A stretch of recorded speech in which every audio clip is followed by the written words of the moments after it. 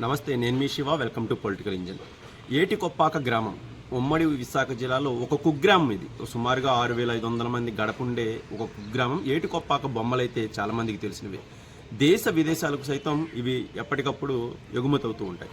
So ఏటికొప్పాకు బొమ్మలు చూడగానే ఇంట్లో పెట్టుకోవడం కానీ, అలంకరణకి కానీ చాలా అద్భుతమైన బొమ్మలుగా అనిపిస్తాయి.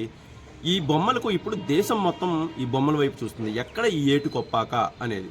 ఎందుకు అంటే, గణతంత్ర దినోత్సవం రోజు ఢిల్లీలో నిర్వహించిన పరేడ్లో ఆంధ్రప్రదేశ్ తరఫున ఏటికొప్పాక బొమ్మలు స్పెషల్ థీమ్గా, ప్రత్యేక అంశంగా అక్కడ ప్రదర్శితమయ్యాయి, ప్రత్యేక శకటం రూపంలో. ఇదంతా ఉప ముఖ్యమంత్రి పవన్ కళ్యాణ్ గారి చొరవ తీసుకొని ఏటికొప్పాక బొమ్మల విషయం కానీ, దాని ఖ్యాతి విషయం కానీ, బొమ్మల గొప్పతనాన్ని కానీ దేశం మొత్తానికే కాదు, ఇప్పుడు ప్రపంచం మొత్తానికి కూడా ఆకర్షించేలాగా, లేకపోతే ఏటికొప్పాక గొప్పతనాన్ని, ఆ బొమ్మల యొక్క విశిష్టతను తెలిపేలాగా అయితే ప్రత్యేక చొరవ తీసుకొని అక్కడ శకటాన్ని అయితే తయారు చేసి ప్రదర్శింపజేశారు.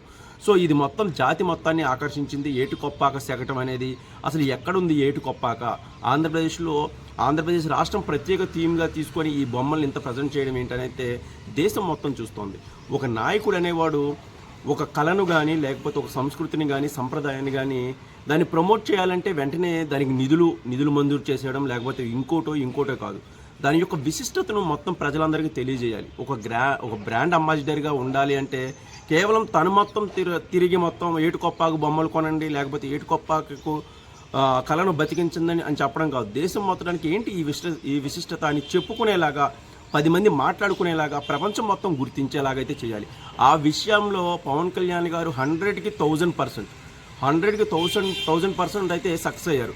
ఒక ప్రత్యేక శకటాన్ని తయారు చేసి గణతంత్ర దినోత్సవం రోజు పంపించడం అంటే సాధారణ విషయం కాదు.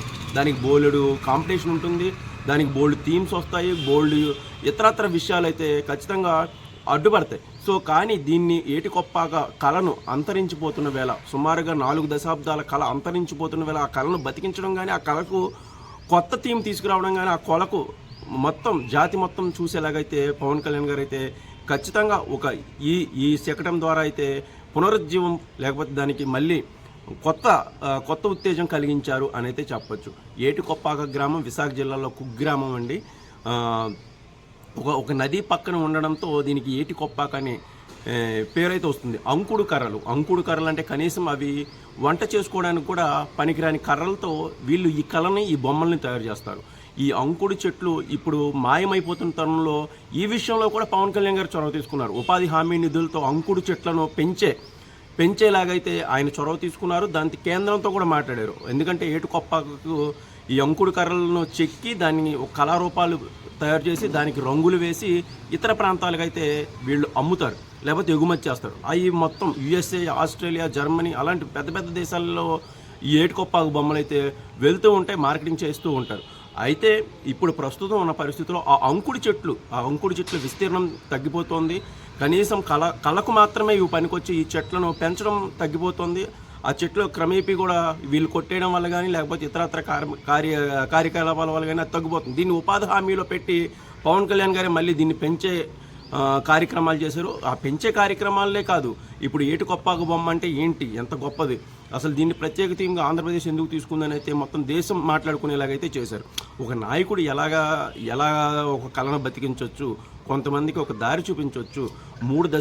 సుమారు 4 దశాబ్దాల తర్వాత ఏటికొప్పాక కళ అయితే, అంటే దానికి ఉన్న మార్కెటింగ్ తగ్గిపోవడం కానీ, ఇతరత్ర విదేశాల్లో దానికి ఉన్న ప్రాముఖ్యత తగ్గిపోతున్న స్థితిలో దానికి మళ్ళీ ప్రాముఖ్యత పెంచితే దానికి ఖచ్చితంగా కొంతమంది అట్రాక్ట్ అవుతారు. ఖచ్చితంగా ఇదేదో కొత్త కళలా ఉంది, ఇది అందరికీ తెలిసేలాగా డిస్ప్లే చేయడంతో అందరికీ తెలిసేలాగా ఉంది, దానికి మార్కెటింగ్ పెరుగుతుంది. సో అప్పుడు మార్కెటింగ్ పెరిగితే ఏమవుతుందంటే, ఈ వీళ్ళ తరతరాలుగా వస్తున్న ఈ కొత్త కళ అయితే అలా పునరుజ్జీవం అలా పొందుతుంది. ఎందుకంటే ఇప్పుడు తక్కువ మార్కెటింగ్ లేకపోతే కొత్త యువత రావడం లేదు, మార్కెటింగే లేదు బొమ్మలకి, ఇంకేం దీంట్లో మిగులుతుంది అనే కోణంలో ఈ కళనే వదిలేసే పరిస్థితిలో వాళ్ళు మళ్ళీ పట్టణాలకు వచ్చి ఏయో ఉద్యోగాలు చూసుకుంటున్న పరిస్థితిలో ఈ కళకు మళ్ళీ పునరుజ్జీవం అయితే పవన్ కళ్యాణ్ గారి దయ వల్ల అయితే ఖచ్చితంగా కలుగుతుంది అని అయితే నమ్మకం వచ్చింది. ఎందుకంటే పెద్ద అచీవ్మెంట్, గణతంత్ర దినోత్సవం రోజు పరేడ్లో పెట్టడం అనేది పెద్ద అచీవ్మెంట్. ఒక నాయకుడు ఎలా స్పందించాలి, ఒక కళను, అంతరించిపోతున్న కళను, ఒక గొప్ప కళను ఎలా బతికించాలి అనేది ఒక జర్నలిస్ట్గా పవన్ కళ్యాణ్ గారి ఆలోచన నన్నైతే మంత్రముగ్ధులను చేసింది. చాలా అద్భుతమైన ఆలోచన.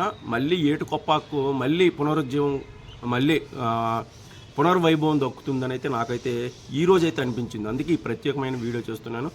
ఈ అంశం మీద ఏటికొప్పాక బొమ్మల అంశం మీద మీ సూచనలు సలహాలు ఏమైనా ఉంటే కనుక ఏటికొప్పాక బొమ్మలు మళ్ళీ పునర్వైభవం మీద ఇంకా ఏమైనా సూచనలు సలహాలు ఉంటే కానీ ఖచ్చితంగా కామెంట్ చేయండి. దాన్ని మనం ఒక చర్చ అయితే చేద్దాం మన ఛానల్లో. ఖచ్చితంగా ఈ వీడియో కనుక నచ్చితే నన్ను ప్రోత్సహించి ఒక లైక్ అయితే ఇవ్వండి. Thank you very much.